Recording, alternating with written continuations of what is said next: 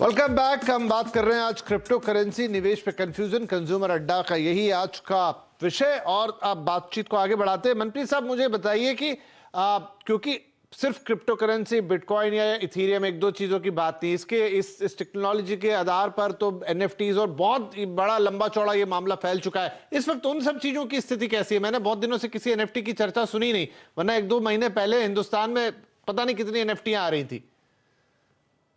अभी भी लाइव है, हमारा खुद का ब्लॉक आ रहा है इसका बेस फ्रैंक करके। तो एनएफटी कहीं नहीं जा रहा और क्रिप्टो भी कहीं नहीं जा रहा। नहीं, तो मैं थोड़ा ये समझना चाह रहा हूं कि जब क्रिप्टो का बाजार ठंडा पड़ा तो उसका इंपैक्ट एनएफटीज पे भी उसी तरीके से आया, कैसे कोरिलेटेड है?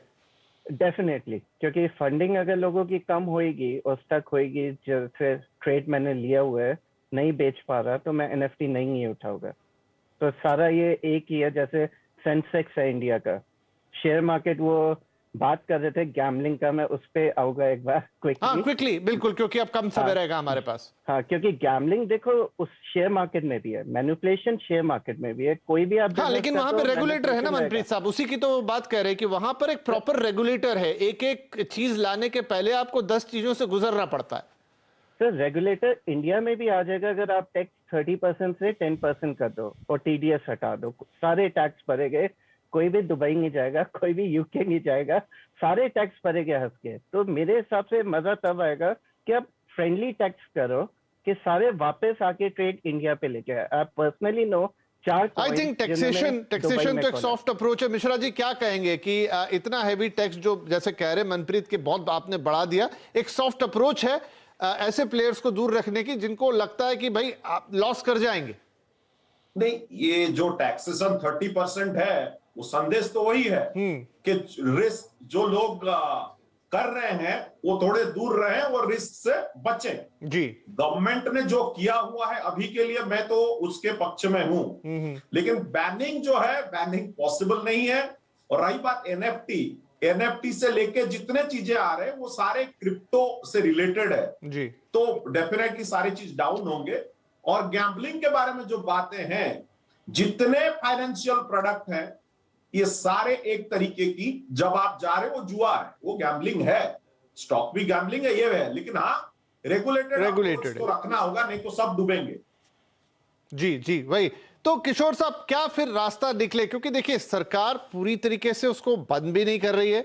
सरकार एक बाकायदा, सबका इंतजार है, लगातार चर्चा होती है उस बिल के बारे में जो रेगुलेशन बिल है, और इनफैक्ट सारे क्रिप्टो एक्सचेंज वगैरह भी उसको मानने के लिए तैयार है। लेकिन वही है कि जो बीच का पीरियड है ये सबके लिए थोड़ा डराने वाला भी हो जाता है, थोड़ा कंफ्यूजिंग भी हो जाता है कि भाई क्या करें, कल को क्या होगा इसमें।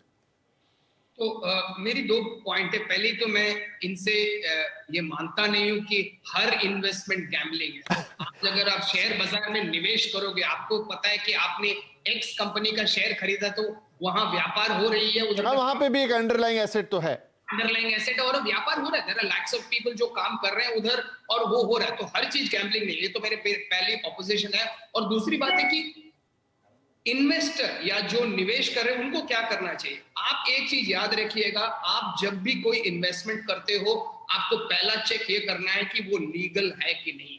आज जो इंडिया में क्रिप्टो का स्टेटस है वो ना लीगल है ना इलीगल है, इसमें टैक्स है, बल्कि ये लीगल नहीं है। आरबीआई क्लेमर कर रही है कि इसको बैन किया जाए। तो एक इन्वेस्टर के हिसाब से मेरा तो पहला ये मानना है कि पहले आप इसको समझिए अगर आपको पैसा डालना है। और अगर आप समझ में नहीं पाते हो, जो शायद 95-99% पब्लिक समझ नहीं पाएगी कि ये बहुत कॉम्प्लेक्स चीज है, तो इसमें निवेश मत कीजिए। दूसरा बैन, रही बैन की, और एक इन्वेस्टर को इस बैन को कैसा देखना चाहिए। गवर्नमेंट के रेगुलेशंस, रेगुलेटर, आरबीआई के स्टेटमेंट और फाइनेंस वित्त मंत्री का जो स्टेटमेंट है उसको आप फॉलो कीजिए। गवर्नमेंट मेरे हिसाब से अभी इस पे ठंडा जाएगी, क्योंकि ये दो तरफ अटक गया है। आरबीआई एक तरफ खींच रहा है और फाइनेंस मिनिस्ट्री दूसरी तरफ खींच रहा है।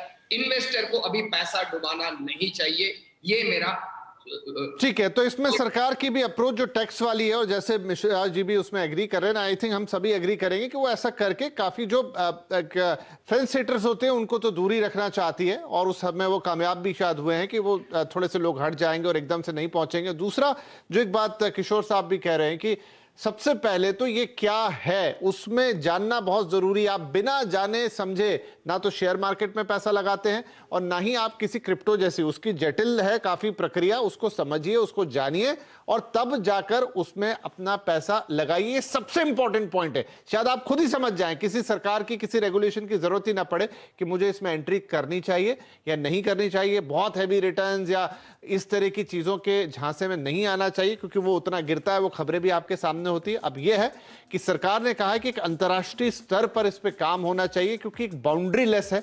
देखते हैं कि उसमें आगे चलते हुए क्या होता है। भारत के अपने रेगुलेशन एग्जैक्टली इसमें कब तक आते हैं।